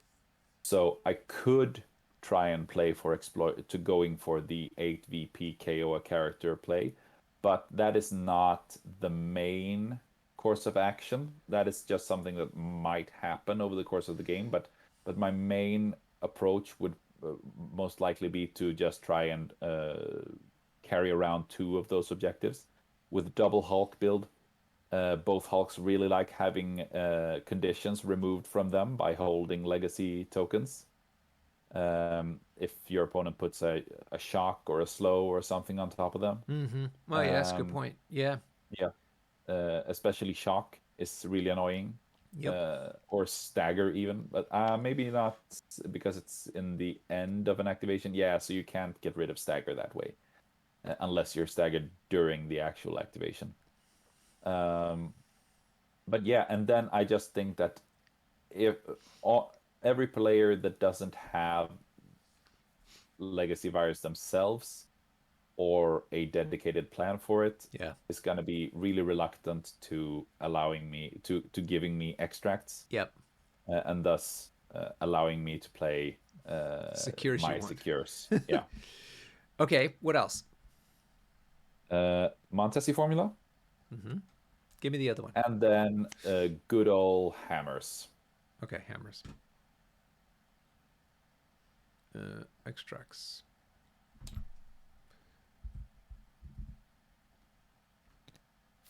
Nice. All right. Hammers is just because it's um, I mean it's an attrition extract crisis. I am. It's perhaps the one that I would be most keen to switch out at a certain Yeah. point in time. I find these But ones, this one's really good for rapid fire characters who tend to have low value attacks. That's something, but a yeah, lot of them. That's where I find but I, this really much better. Or yeah, but I also think that the extract steals are really impactful on it, given the fact that there are four extract tokens, which means that usually you end up with a 2-2 situation early, and then one steal will swing that to 3-1. So that's going to be a bigger VP swing, so to speak, than with a five objective extract, yeah, which would, for instance, turn a 2-3 into a 3-2. Or a 3-2 into a 4-1, but then all of the 5-point extracts have some great disadvantage to them, like taking damage or getting moved by spider infected. So having four of those tokens is not as attractive as having three hammers, obviously. hmm. Um, so you just have to be careful not to ever pick up a hammer with Nick Fury because that makes Eye in the Sky cost four. Oh gosh, yeah, no good. But his grunts are really, really good at picking up a hammer early and not letting the opponent have it. And also sneakingly good for sending a character for sending a character is good at going forward and picking up an extract is actually Widow Agent of Shield because she has parting shot. Mm. So there is a quite decent chance that if the opponent elects to go up and attack her, she will get the power she needs to parting shot and move back out of danger. More movement shenanigans, Yeah. nice. And then why Mentesi? Um, Basically for the same reason as Legacy Virus, it's an odd numbered extract. Mm-hmm. And I also have a couple of characters that are really like to have the energy attacks.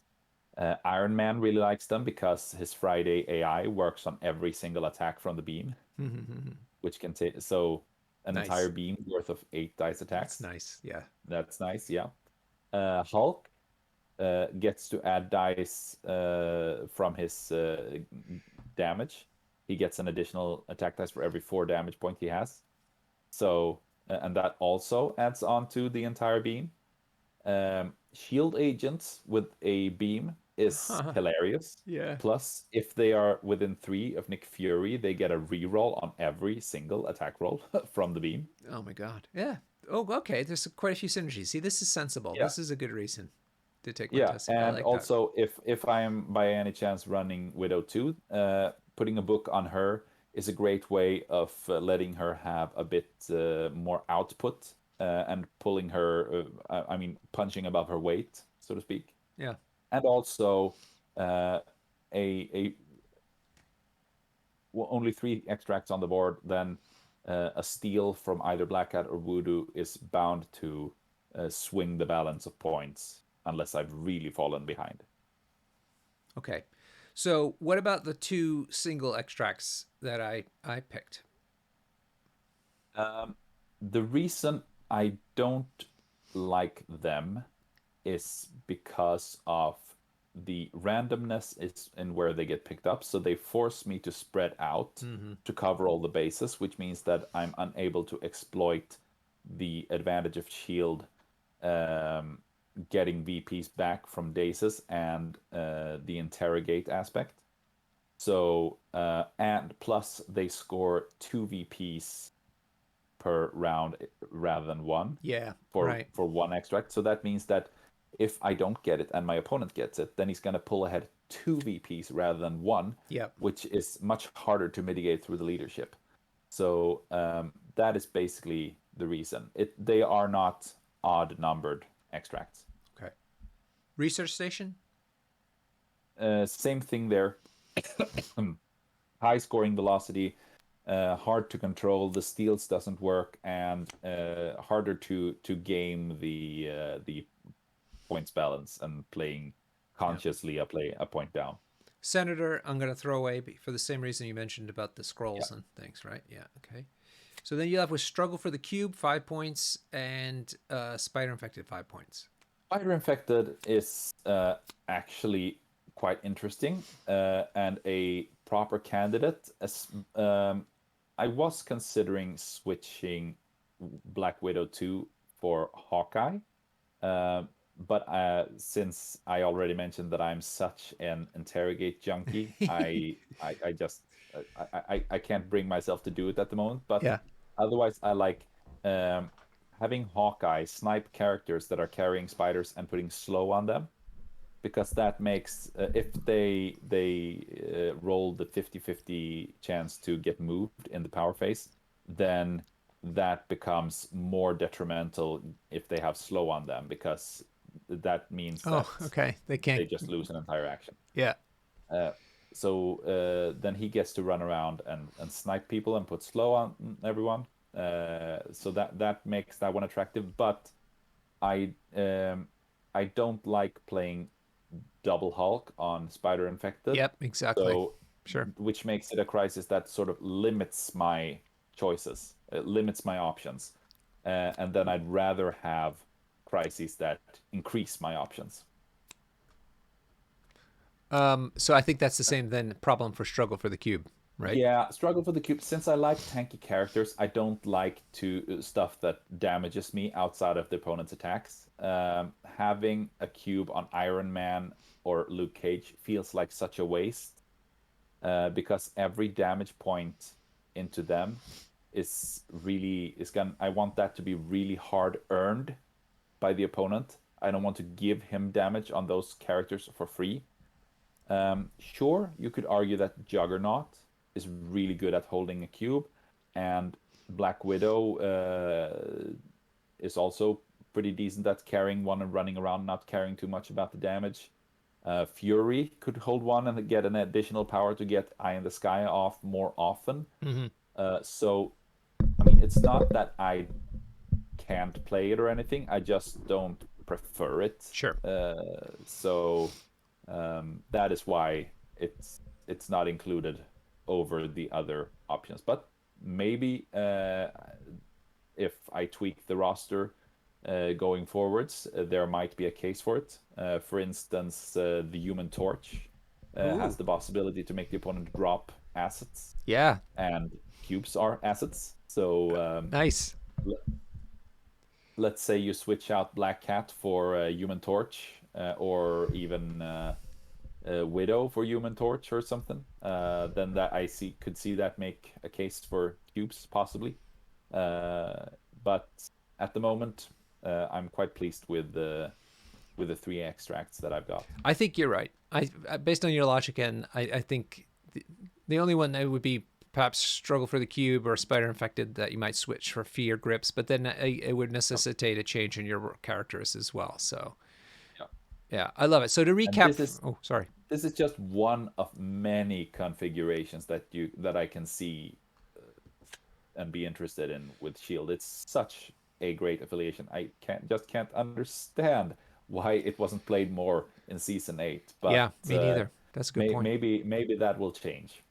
Okay, so to recap, we have Black Widow Shield. We also have normal Black Widow, She-Hulk, Hulk, Black Cat, Voodoo, Juggernaut, Luke Cage, Nick Fury Jr., and Iron Man. We've got Infinity Formula, Demons Downtown, Intrusions, Deadly Legacy Virus, Montesi Formula, and Fear Grips. And then lastly, we have the Hydra cards, Eye in the Sky, Battlefield Medicine, Sit Rep, Shield Mobile, then Brace for Impact, Mission Objective, Patch Up.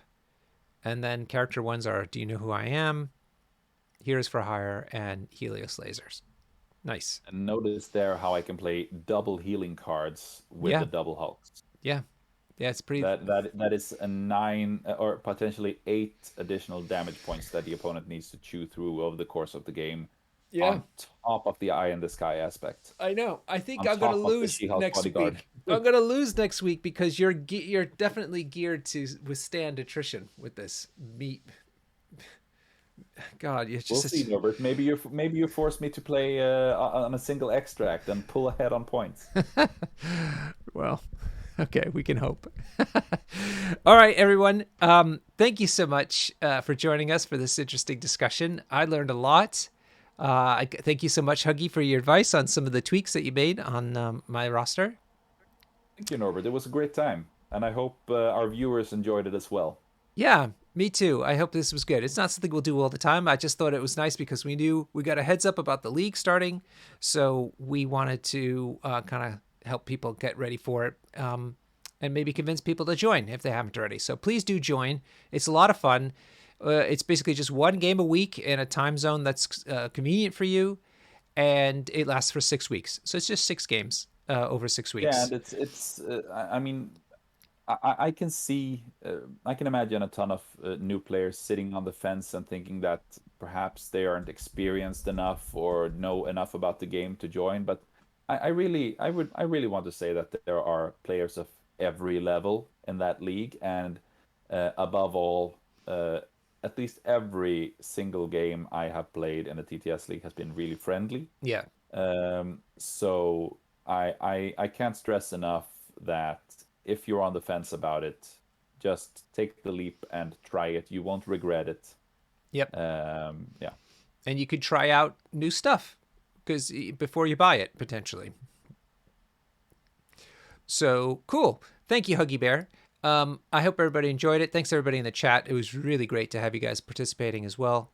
And we will see you next week, probably on Wednesday. We'll confirm that, for our practice game. Looking forward to it, Norbert. Thanks, buddy. Are you looking forward to it? Not anymore. Now that I've heard your tech. Sorry. I even feel bad. No, it's good. I need to. I always need to be spanked by things before I really understand how to what to look out for. So I always. I do have trouble keeping my emotions in check, but I'm learning to do that better. And but because I appreciate, I do it all the time. I ask people at the club to take the latest boogeymen into me, regardless of getting smashed, because it's the only way that I can really appreciate how they operate, and that way then I can try to be more sensible about it when I face them the next time. I can tell that you've been playing a lot of War Machine. Yeah. Learning by dying.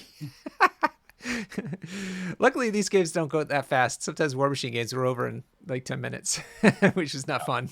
Yeah, and that is also a really great aspect of this game, that even one-sided games, there are usually at least one or two or even three outs at a certain Yes. point in the game Yes. for the disadvantaged player to claw back. Yes. Never give Thanks to up the in MCP. never ever give up. There's No. always a chance for a spike at an unexpected moment that swings an entire round Hmm. and gives you another round of the game where you can suddenly be at an advantage. So always try to be positive and consider your options, because it's not over until it's over. Yeah. I played that Black Order game. I was down 13-7, and I managed to get up to me 13 and him 14 at the end of Yeah. the game. So I was in spitting distance. I happened to lose that game anyway, but it went from, I mean, being a complete disaster to suddenly being just 1 point behind. It was fun. That was a free game. Okay, then. Thanks everybody again. Thanks, Huggy, and have a great evening.